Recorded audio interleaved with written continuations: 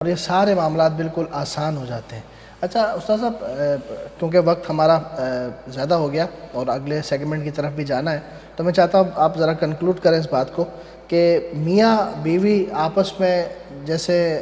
ایک سوال یہ بھی کیا جاتا ہے کہ جناب مرد کے پاس تو بہت سارے اختیارات ہیں، مرد دوسری شادی بھی کر سکتا ہے، اور مرد جو ہے اس کو اللہ تعالیٰ نے بہت کچھ پاور بھی دیا ہی ہے، عورت مظلوم ہے، وہ اپنے گھر سے آئی ہے اور اس کے ساتھ جو ظلم بھی ہوتا ہے، اور اکثر دیکھا بھی گیا ہے، ان کے لیے بھی آپ پیغام دیجیے گا کہ جو ناحق اپنی بیویوں پر ظلم کرتے ہیں، اور اس پہ بھی گفتگو فرمائیں کہ جو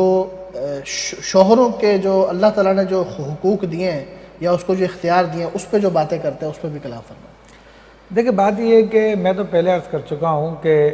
اگر مومن ہے، مسلمان ہے، تو اس کو پھر اس قسم کی باتیں زیب دیتی ہی نہیں ہے۔ حضرت امام ابوالحسن علی شاذلی قطب الاقطاب رحمۃ اللہ تعالیٰ علیہ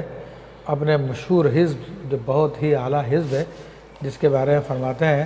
کہ یہ میں نے حزب جو ہے اللہ رسول کے اذن سے لیا ہے، سبحان اللہ، سب کچھ اللہ رسول سے لیا ہے، کیا بات تو ہے۔ ڈائریکٹ ان سے یہ تعلیمات حاصل کی ہے۔ تو اس حزب کے اندر جو ہے آپ نے کیا بات ذکر کرنا چاہ رہا تھا، ذہن سے نکل گئی، اسی حزب کے حوالے سے بات آئی تھی جو آپ نے دیکھا۔ ہاں فرماتے ہیں کہ والویل لمن لم یعرف کا، اور ہلاکت اس شخص کے لیے جس نے یہ رب تجھ کو نہیں پہچانا۔ والویل ثم الویل لمن اقر بوحدانیتی کا ولم یرضى باحکامی کا، اور اس شخص کے لیے ہلاکت ہے اور پھر ہلاکت ہے کہ جو تیری وحدانیت کا اقرار تو کرتا ہے، یعنی اپنے آپ کو مسلمان تو کہتا ہے، لیکن تیرے احکام سے راضی نہیں ہے، تو وہ ہلاک ہونے والے لوگ ہیں جو شریعت کے بارے میں کلام کرتے ہیں، شریعت کے بارے میں گفتگو کرتے ہیں، حالانکہ وہ اپنی زبانوں کو بند کر لیتے اور کسی اہل علم کے پاس جا کے اپنے سوالات کی تشفی کرا لیتے، تو کم سے کم اپنی ہلاکت سے بچ جاتے وہ، کہ اللہ تبارک و تعالیٰ اس کے رسول کے احکام کے بارے میں زبان درازی کرنا یہ اندر کی کفر کی علامت ہوتی ہے۔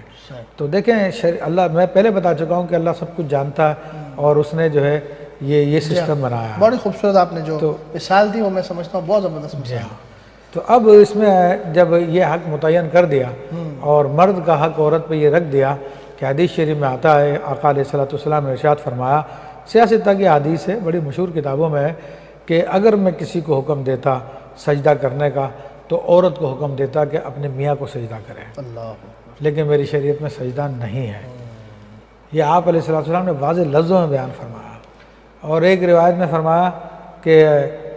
کہ اگر مرد کا جسم پورا خون پیپ سے بھرا ہوا ہو، عورت اس کو چاٹ چاٹ کے بھی صاف کر دے تو مرد کا حق ادا نہیں کر سکتی۔ تو یہ اللہ کے حبیب صلی اللہ علیہ وسلم نے حقوق کی ڈویژن کی ہے، کیا بات ہے، بتا بتا دیا کہ زندگی کی گاڑی چلانی ہے تو برابری کی بنیاد پہ آ کے ڈرائیور کے ساتھ ڈرائیونگ کرنا شروع کرو گے تو گاڑی کا ایکسیڈنٹ ہو جائے گا، ایک ادھر گاڑی کھینچے گا، جو ہے، ایک ادھر ہاں کھینچے گا، گاڑی گر جائے گی، کہیں کھائی میں گر جائے گی، گڑھے میں گر جائے گی۔ تو اس کے لیے ضروری ہے کہ ایک کو اپر رکھا جائے، جب ایک کو اپر رکھیں گے تو معاملہ سارا کا سارا چلے گا، صحیح بات۔ تو ایک دوسرے کے حقوق کو پہچانے اس معاملے میں۔ اچھا اب